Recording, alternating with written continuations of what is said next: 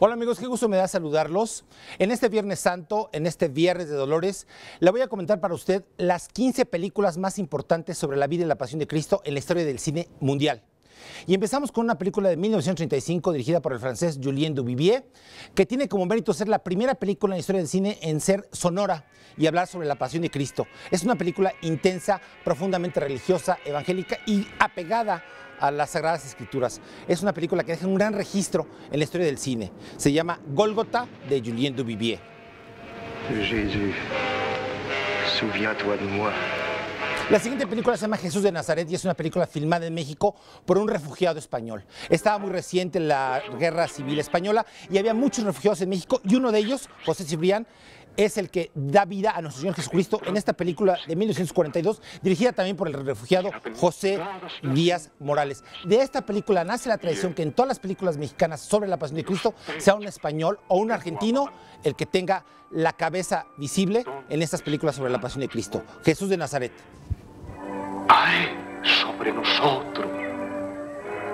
Ahora vamos con la clásica de la televisión mexicana, del cine mexicano, una película que se llama El Mártir del Calvario, dirigida en 1952 por Miguel Moraita. Y claro, es Enrique Rambal, entonces de 28 años, que tuvo que hacer ejercicios espirituales, mucho ejercicio, mucho deporte para poder hacer este papel que se convirtió en un clásico por su importancia, por su cercanía con la tradición judeocristiana y por supuesto con el hecho de que la televisión lo perpetuó para siempre en el corazón y en las familias mexicanas. Se llama El Mártir del Calvario, Miguel Moraita, 1952.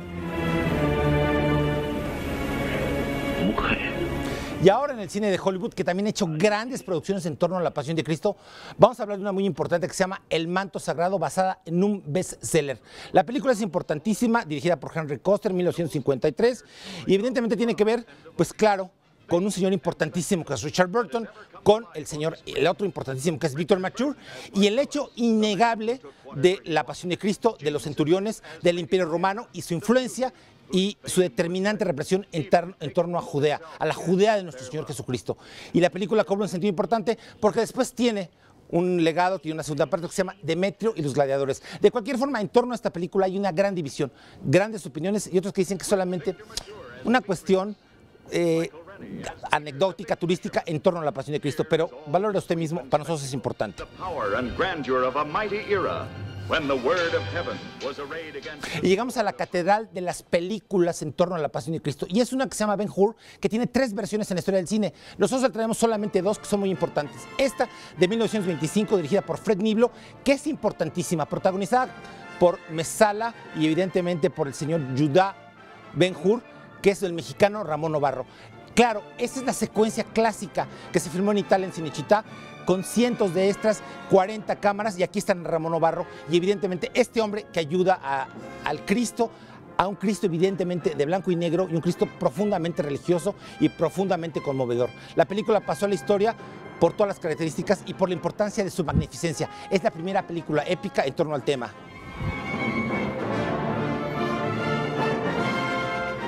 La siguiente ganó 11 premios Oscar. Es un clásico de 1959, dirigido por William Wyler, con este señor, con Charlton Heston como Ben-Hur, y claro, la enemistad con ese centurión romano que fue su amigo de la infancia, que es Mesala, que lo conmina a los galeras y que evidentemente apresa a su mamá y a su hermana y terminan en el Valle de los Leprosos. La película es importantísima porque claro, es épica, es gigantesca y es el vehículo propagandístico ideal para la religión católica. Claro, el Vaticano aplaude este tipo de películas que glorifican, que entronizan a la figura del Jesucristo. No hay cuestionamiento. Lo cierto es que la película ha pasado por la posteridad como la gran película en torno a la pasión de Cristo. Claro, pasada por Ben-Hur, basada en una novela de John C. Lewis, importantísima. En ese tenor de las 10 grandes superproducciones de la Metro-Goldwyn-Mayer en torno a la pasión de Cristo, vamos con la siguiente que se llama Rey de Reyes, una película dirigida por el mismo director de Rebelde sin Causa, Nicholas Ray, que tiene esta magnificencia.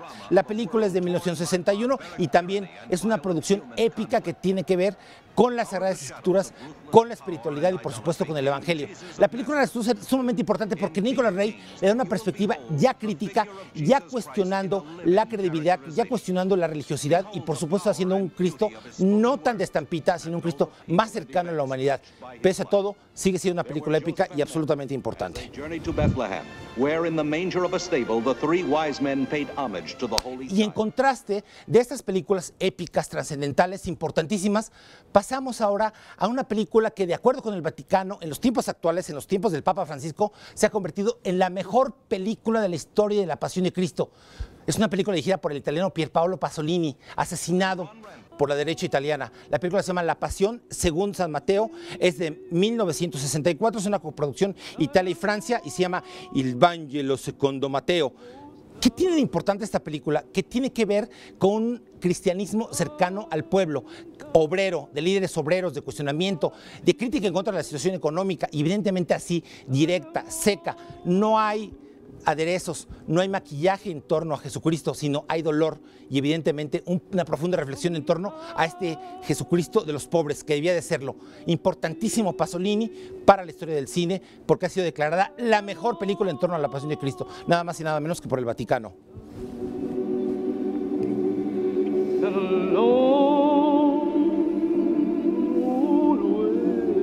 Hollywood regresa a la importancia de las películas épicas, a la grandiosidad, con una película que se llama La más grande historia jamás contada. Una película dirigida por George Stevens en 1965 y que paradójicamente le llamaron la historia más larga jamás contada en torno a la Pasión de Cristo. Lo importante de esto es que también se pretende hacer una película épica, una película gigantesca que tiene un súper reparto.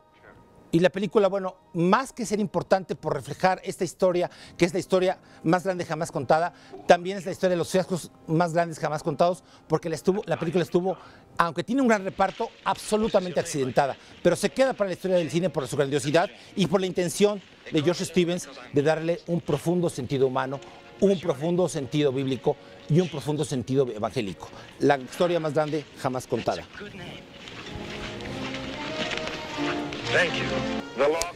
Y por supuesto que no podía faltar un musical en torno a la figura de nuestro Señor Jesucristo.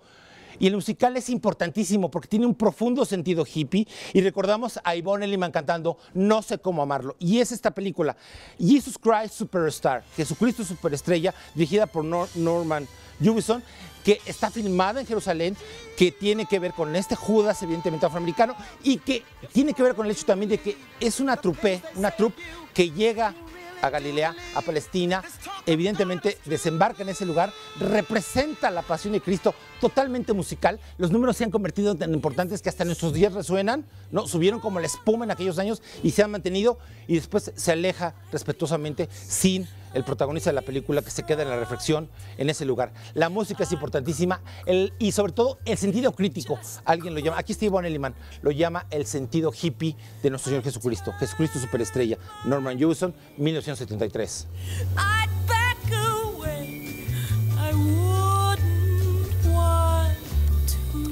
El grupo de comedia irracional, irreverente y vanguardista más importante de la Gran Bretaña se llama el Monty Python. Y ellos también tienen una versión de la Pasión de Cristo. Se llama La vida de Brian, una película dirigida por Terry Jones, uno de los integrantes del grupo Monty Python, de 1979, y que por ahí se ve que también Terry Gilliam, el gran Terry Gilliam, el Terry Gilliam de Brasil y de 12 monos, le mete la mano.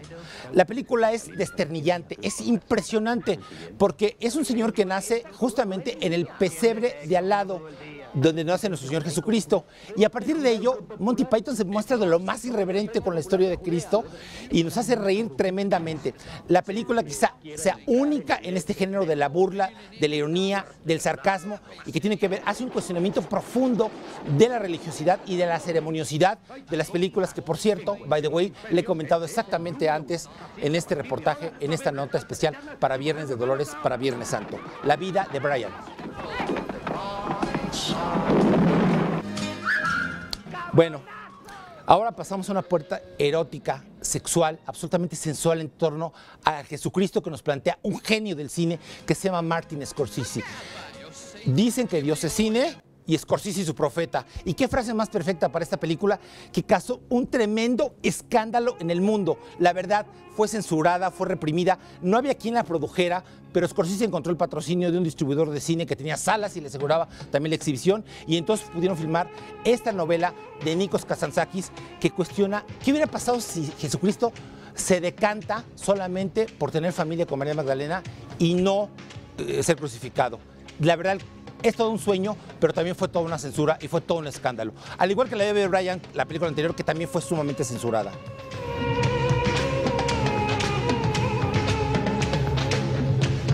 Y mire, no podemos dejar de ver esta otra película que está un poco en el cajón de los recuerdos, se llama Jesús de Montreal. Es una película donde la Basílica de Montreal le pide a un actor común y corriente que interprete la Pasión de Cristo en los jardines de la Basílica. Y entonces Denis Arcand, el director de la película de 1989, se decanta por hacer a través de esta película un gran cuestionamiento de la religión, de la sociedad contemporánea. Baja a Cristo de la cruz, lo pone a cuestionar la sociedad contemporánea, la religiosidad sin sentido, la vida urbana, y nos da esta obra maestra que se llama Jesús de Montreal, que no debe ser olvidada. Por eso está en esta lista, porque es muy importante. La otra película que le quiero comentar es una película de dibujos animados, stop motion, muñecos de látex, pero que da vida a nuestro Señor Jesucristo, a la Pasión de Cristo, y por eso es importantísima. Es una coproducción entre Rusia y Gran Bretaña, se llama El hombre que hacía milagros. ¿Qué más faltaba?